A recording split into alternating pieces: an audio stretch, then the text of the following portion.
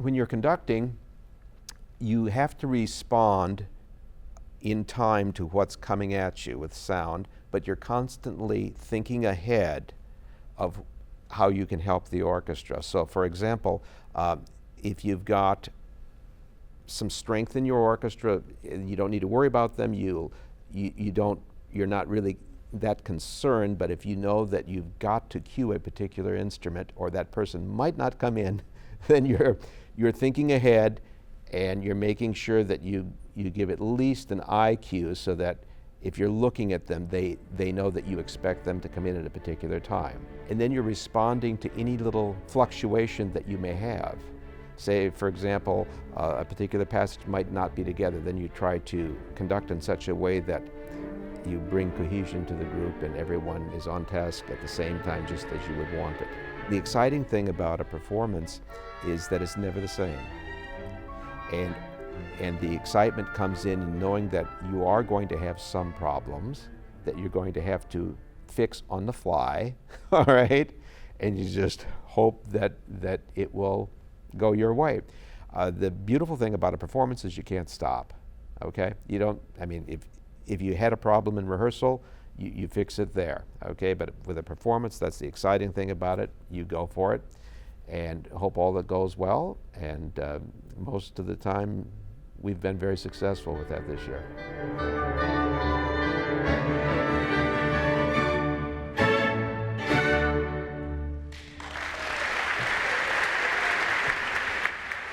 Dr. Palant, our Director of Choral Activities, that was his suggestion for this particular program.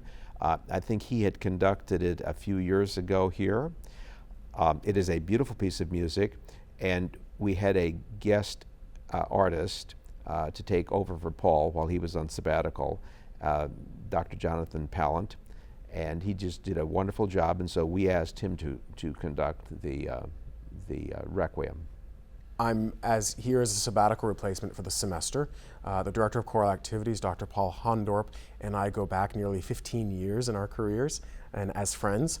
And he called asking if I would be available, that he was very interested in finding someone that could nurture the sense of community here, to be a strong advocate for music and great performance, but really to nurture his students.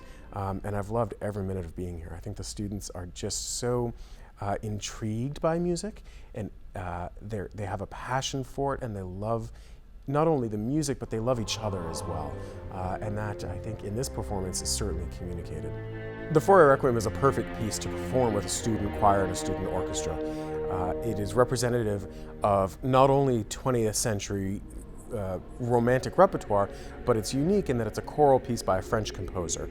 There are, of course, quite a bit of French repertoire available to us right now, but the Fauré Requiem stands apart for its lyricism, its ability to phrase the shape, and to emote a passion for music. It's really a unique piece in the French genre. There are German pieces similar, there are English pieces similar, but this one in particular is perhaps the most famous and the most often performed. Requiem text, of course, was used in the church very early on, and there's a proper order of texts beginning with the introit and then the Kyrie and the Christe eleison, just like in the Roman Catholic Mass. And it takes us through various, I believe there are 5 different sections of the actual Requiem text, perhaps most famous the Dies Irae, the day of wrath, the day of anger, the day of calamity, and then through the deliverance into heaven. Fauré was unique in that he incorporated some different texts into this Requiem, much in the same vein that the Brahms Requiem does, where it's not solely the Latin Catholic Mass text. This piece features a soprano solo for the Pie Jesu text. This piece also features a baritone solo for the Hostias, which comes in the first half of the work, and then the Libera me, which is the deliver me moment, the part where the calamitous, the disaster of crossing through into heaven is behind us, and now we're pleading for mercy. We're pleading for an easy journey into heaven. It's a spectacular movement, and we have a wonderful baritone, Jeremy Kelly, singing that role.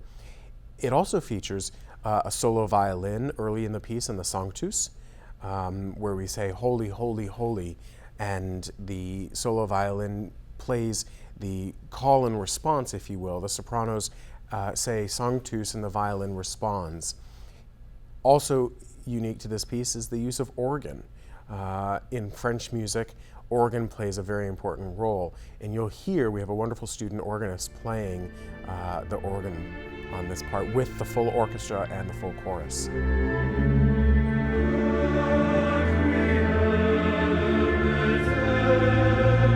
I think people relate to this piece. I think that this piece is, it's certainly a requiem, which is a sad, innately a sad piece of music. Fauré himself said that this was not a piece to be perceived as a sad work. In fact, he actually said quite the opposite. He said this piece is a happy deliverance. When asked why he wrote this piece, Fauré is quoted to have said, "Just for fun. I composed this piece for fun."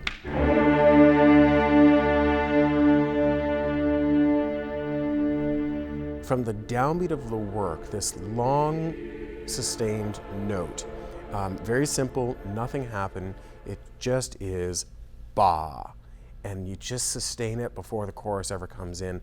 In my interpretation, that is the main curtain of a stage going up on our performers, and it takes us through this whole piece of the grant them rest, the pleading, and you can actually, if you close your eyes and you can create a mental image of the mourners approaching this large stone church in the rural hills of France someplace. No air conditioning, no heat, perhaps a hot, muggy, rainy day, and you see the mourners walking to the church, and through this work you actually see them in the church, but then there's music to roll the coffin in, and there's music for the priest, and there's music for rolling the coffin out. And then the In Paradisum, which is our final movement, the ascent to heaven, it's actually music that escorts the coffin outside of the church to be buried. In France, in the late 19th century and early 20th century, of course, most churches have their own cemetery.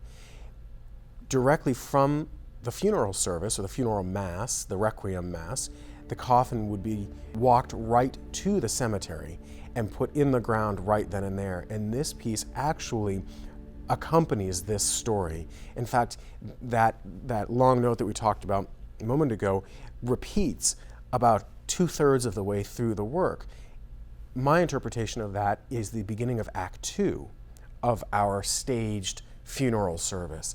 I think one of the ways in which I have gone about studying this piece is to assign set scenes for each movement and communicate the text in such a way that our audience members feel present in this funeral service as well.